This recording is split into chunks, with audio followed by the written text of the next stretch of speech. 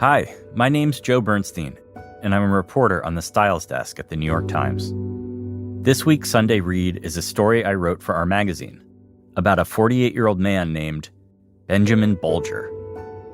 And what makes Benjamin special is that he is America's preeminent perpetual student. That is, he's someone who collects college degrees. Over the past 30 years, he's received over a dozen degrees. They're from the world's most prestigious institutions: Harvard, Stanford, and Yale, just to name a few. I had the same reaction as many people when they hear about Benjamin for the first time. Why? What would possess someone to dedicate themselves to this kind of life? So, last summer, I decided to go to Boston and ask Benjamin myself. And talking to him is almost like talking to a walking freshman seminar. We talked about union labor. We talked about cryptocurrency. We talked about the nature of bridges, international and Middle Eastern diplomacy, even Joan of Arc. And I asked him, basically 100 different ways, why can't you stop going to college? And his answer just kind of stunned me in its obviousness. He told me, I love learning. Higher education, as an institution writ large, is so contested today, both politically and culturally. People take out enormous amounts of debt. And we know that a lot of these degrees may not set you up for life in the way we've been told. And so, when universities have this lofty rhetoric about learning how to think and how to be a complete person, but then most of their graduates are just going to earn some ungodly starting salary at a consulting firm anyways, I think it's natural to ask, what is the point? Is the only reason to go to college to have that credential? Is the actual content less important than the paper that you're given when you graduate? But then there's Benjamin, someone who has so fully immersed themselves in the ethos of the elite university, deeper than anyone else. And maybe he just genuinely does enjoy learning. And for someone like him, maybe this was the right kind of way to live his life. What could we learn from Benjamin? So here's my article, read by Robert Petkoff. Our producer is Jack Disidoro. Our music was written and performed by Aaron Esposito.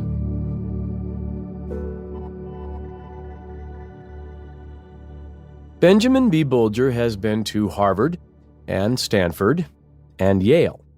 He has been to Columbia and Dartmouth and Oxford and Cambridge, Brandeis and Brown. Overall, Bolger has 14 advanced degrees plus an associate's and a bachelor's. Some of Bolger's degrees took many years to complete, such as a doctorate from the Harvard Graduate School of Design. Others have required rather less commitment, low residency MFAs from Ashland University and the University of Tampa, for example. Some produced microscopically specific research, like Bolger's Harvard dissertation, Deliberative Democratic Design, Participants' Perception of Strategy Used for Deliberative Public Participation and the Types of Participant Satisfaction Generated from Deliberative Public Participation in the Design Process. Others have been more of a grab bag, such as a 2004 master's from Dartmouth, for which Bolger studied Iranian sociology and the poetry of Robert Frost. He has degrees in international development, creative nonfiction, and education. He has studied conflict and coexistence under Mari Fitzduff, the Irish policymaker who mediated during the Troubles, and American architecture under the eminent historian Gwendolyn Wright. He is currently working remotely toward a master's in writing for performance from Cambridge. Bolger is a broad man with lank, whitish, chin-length hair and a dignified profile, like a figure from an antique coin. One of his favorite places is Walden Pond. He met his wife there on one of his early morning constitutionals, and as he expounds upon learning and nature, it is easy to imagine him back in Thoreau's time, with all the other polymathic gentlemen, perhaps by lamplight, stroking their old-timey facial hair, considering propositions about a wide range of topics, advancing theories of the life well lived. And there's something almost anachronistically earnest, even romantic, about the reason he gives for spending the past 30-odd years pursuing college degrees. "I love learning," he told me over lunch last year, without even a touch of irony. I had been pestering him for the better part of 2 days from every angle I could imagine to offer some deeper explanation for his life as a perpetual student. Every time I tried and failed, I felt irredeemably 21st century, like an extra in a historical production who has forgotten to remove his Apple Watch. "I believe that people are like trees," he said. "I hope I am a sequoia. I want to grow for as long as possible and reach toward the highest level of the sky." Against a backdrop of pervasive cynicism about the nature of higher education, it is tempting to dismiss a figure like Bolger as the wacky byproduct of an empty system. Then again, Bolger has run himself through that system over and over and over again. It continues to take him in, and he continues to return to it for more. In fact, there is reportedly only one person in the United States with more college degrees than Bolger, and the vast majority of those came from universities within the state of Michigan. No disrespect to the Broncos, Eagles, or Lakers. Because Bolger is just 48 and Michael Nicholson of Kalamazoo is 83, Bolger could surpass him, according to back-of-envelope math, as soon as 2054. In other words, Bolger is on a plausible track to becoming the country's single most credentialed individual, at which point, perhaps, he could rest. A proposition.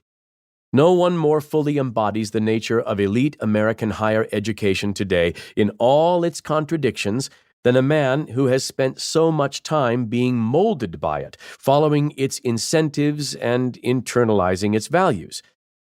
But what are those values exactly?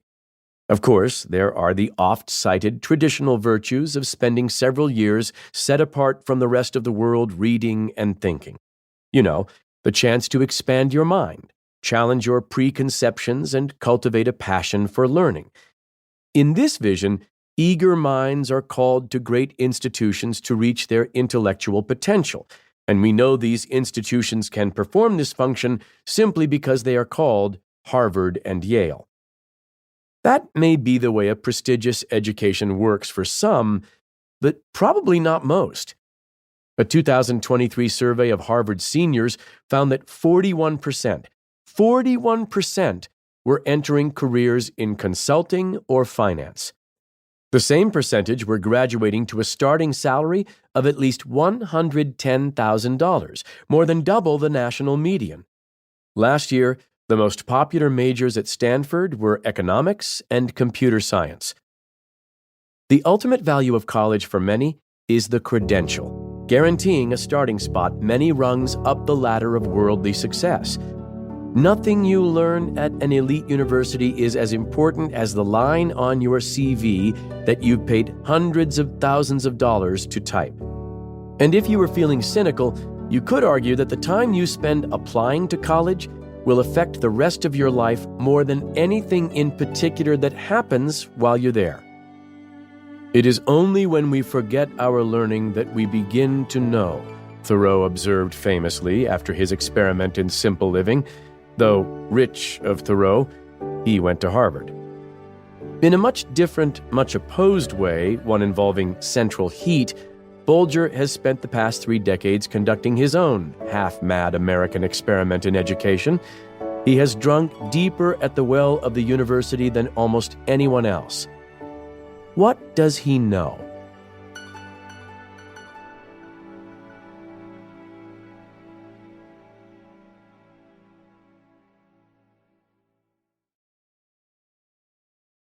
In 1978, Bolger was 2, riding in a Buick Riviera in Durand, Michigan, when the car was hit by a drunken driver. He was basically fine, but his parents were seriously injured, and his mother, Loretta, spent months in the hospital, ending up with a metal plate in one of her legs. She had to leave her job as a schoolteacher. Bolger's parents' marriage disintegrated. His mother could be difficult, and his father, an engineer and patent lawyer who represented himself during the nasty divorce, was emotionally abusive. Bolger and his mother began splitting time between their comfortable home near Flint and his grandfather's ramshackle farm in Grand Haven, which was so drafty they sometimes curled up by the wood-burning furnace. Bolger's mother spent much of her money in the ensuing custody battle, and her stress was worsened by her son's severe dyslexia. In third grade, when Bolger still couldn't read, his teachers said he wouldn't graduate from high school. Recognizing that her boy was bright, just different, his mother resolved to homeschool him, though home is perhaps not the right word. The two spent endless hours driving to science museums, to the elite Cranbrook Academy of Art outside Detroit for drawing lessons, even to the Smithsonian's National Air and Space Museum in Washington. At night, she read to him epic works of literature like War and Peace, but also choose-your-own-adventure books and Star Wars novelizations. The pair passed days in the library at Michigan State University, watched campus speakers in the evening, and ate free at the receptions afterward.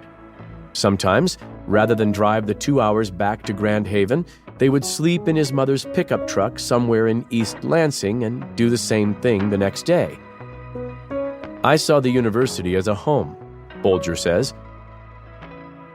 Bolger wore second-hand clothes and had only one close friend his age, yet he felt he was on a grand adventure. At 11, he began taking classes at Muskegon Community College. Still reading below a third-grade level, Bolger needed his mother to read his assigned texts out loud. He dictated papers back to her. At 16, he enrolled at the University of Michigan, moving with her into an off-campus apartment. He recorded his lectures so he could listen to them at home. His mother still read to him. Majoring in sociology, he graduated with a 4.0. He was 19. Next, Bolger decided to apply to law school because of his admiration for the consumer advocate Ralph Nader, whose crusade for safer vehicles resonated with Bolger after his accident as a toddler. He was administered the LSAT questions orally and was admitted to Harvard, Stanford, and Yale. At Yale Law School, Bolger floundered. The method Bolger and his mother had devised to cover reading assignments fell apart. There was so much of it, and it was so detailed. Bolger's age made him a kind of celebrity on campus, and not in a good way. Classmates found him bombastic and insecure. He was 19, and I suppose he acted it, says Andrea Roth, now a law professor at the University of California, Berkeley, who was friendly with Bolger at the time. Bolger failed 2 classes his first semester and dropped out.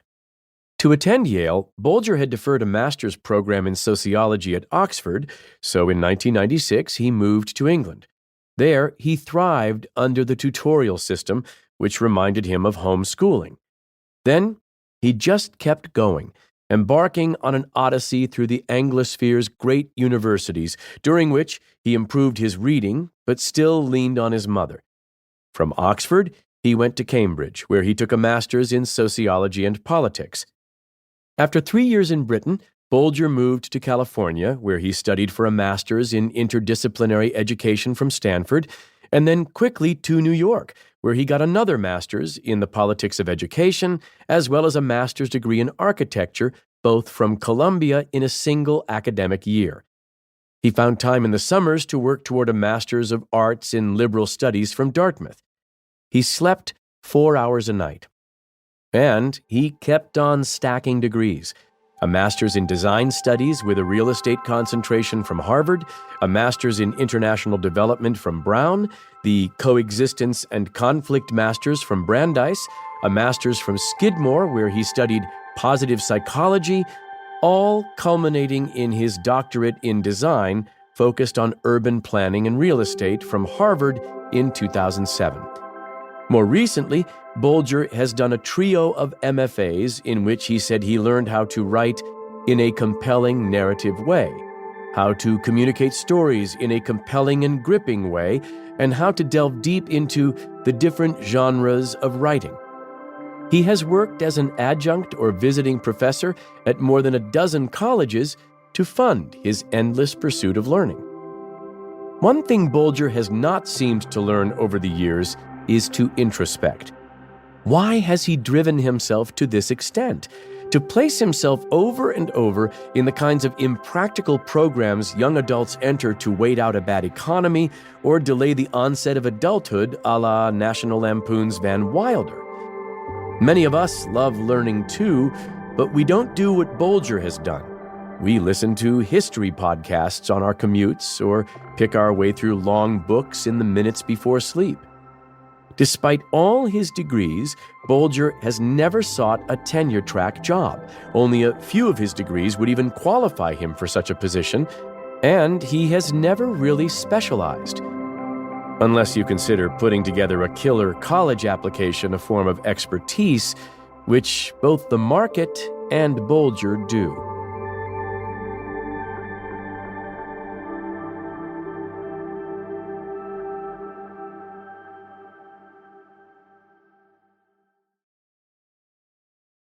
Over the past 35 years, acceptance rates to the United States' most elite universities have shrunk to about 6% from nearly 30%. Students, frightened by those numbers, are applying to more colleges than ever and making these numbers more frightening in the process. At the same time, overtaxed counselors don't have the time to help as much as applicants and parents want. The rise of so-called holistic admissions, which look beyond grades and test scores, has also contributed to a sense that there is a secret sauce to getting into exclusive colleges and turbocharged demand for people who can demystify it. After he got his doctorate in 2007, Bolger became a full-time private college admissions consultant. No other consultant has Dr. Bolger's record of success, reads his website, a claim that is difficult to verify, yet one that many people seem to believe. 4 years with Bolger runs at least $100,000. In the world of elite college coaching, this isn't exceptional. A 5-year plan from the New York firm Ivy Coach costs as much as $1.5 million. Over the past 15 years, he has developed a coaching style he compares with that of Bill Belichick, Mr. Miyagi, and Yoda. On a humid morning late last summer, Bolger saw clients in an upstairs room at the Quinn House, a modish Back Bay members club in an ornate Commonwealth Avenue limestone. He has a home office in Cambridge, but prefers to work as much as he can out of the private clubs to which he belongs, including the staid Union Club opposite Boston Common and the Harvard Club, which feels loosey-goosey by comparison. That day, he was meeting with Anjali Anand, a sunny, then 17-year-old who was in Boston for the summer to do research at Boston University, and Vivian Chen, also 17 at the time, also sunny, also in Boston to study on BU's campus. Anjali and Vivian faced a brutal fact. For young strivers of the American upper middle class, credentials and a can-do attitude are no longer sufficient for entry into the top tiers of the U.S. News and World Report college rankings. These accomplishments must be arranged into stories so compelling that they stand out from the many other compelling stories of the teenagers clamoring for admission. And so Bolger devoted the meetings to teaching self-narrativization, particularly as it relates to the all-important essay component of the application. He encouraged the high-achieving Anjali to be vulnerable. Someone who is 100% confident with no hesitations isn't as compelling, he said. This is why there are more movies made about Batman than Superman. With Vivian, he tried to connect her desire to become a dentist to a deeper narrative thread. Why the mouth and teeth? Bolger asked. Bolger said his business has enabled him to mix with the 1% crowd. In addition to his condo on Cambridge's Tony Memorial Drive, Bolger owns a house in Virginia and his family farm in Michigan. He has an Amex invite-only Centurion card. In 2016, he donated more than $50,000 to support Hillary Clinton's presidential campaign, for which he received a special Jeff Koons print. More recently, he has donated more than $2,500 to the presidential campaign of Robert F. Kennedy Jr. He loves to attend celebrity talks. Bruce Springsteen, George Clooney, Joe Montana, anyone who, in his mind, defines a category. Bolger carries about 25 clients at a time, but his most important pupil is his 9-year-old daughter, Benjamina, whom he homeschools and considers his best friend. Bolger models his daughter's education after his own: hands-on, interactive, wide-ranging, lots of time in the car. Bolger's son Blitz is also being homeschooled, but he's only 4, so there's less to do. His wife Anil, who helps him recruit clients, is happy to let him oversee the liberal arts component of their children's education while she handles math and Chinese. Bolger is trying to be less intense than his mother, to emphasize the development of his daughter's emotional intelligence. But one of his main pedagogical devices is still the field trip. On another bright morning last summer, Bolger took Benjamina to Concord's North Bridge for a holistic lesson, but also a lesson in holism. He was joined there by his friend Dan Sullivan, a fellow polymath, who has also collected a staggering number of credentials. The 42 entries under the Experience section of his LinkedIn page include Ambassador at the Parliament of the World's Religions and Colonel at the Honorable Order of Kentucky Colonels. Bolger had planned a discussion around bridges and diplomacy, but he believes the world is nonlinear, and his habits of speech reflect this. There were digressions into history, comparative government, union organizing, car safety, Robert McNamara, the strength of triangles, the cryogenic preservation of corpses. A composed, precocious, and sweet girl, Benjamina followed her tutors across the bridge and to the bronze statue of a Minuteman inscribed with Emerson's Concord Hymn. There, the three of them stood in contemplation, looking a little like a child star and her security detail. Was that shot actually heard around the world? Bolger asked. I don't think so, Benjamina replied. Yes, Bolger said. So this is an example of a metaphor. After stopping in Concord for a bite, Bolger and Benjamina drove the 2 miles to Walden Pond. The pair sat on a wooden plank above the beach on the pond's east side. Except for the sounds of teenagers flirting and retirees shifting in folding chairs, it was quiet. Bolger explained Thoreau, the woods, the essential facts. I don't know if you find this inspirational or not, Bolger said. I have the ability to pretend no one is here. Benjamina made a skeptical noise. I guess I could do it for a week, Bolger said. A year just seems too long. Thoreau's experiment made him one of the most important men in American history. Bolger's experiment has, well, not done that. Instead, it has done something even weirder.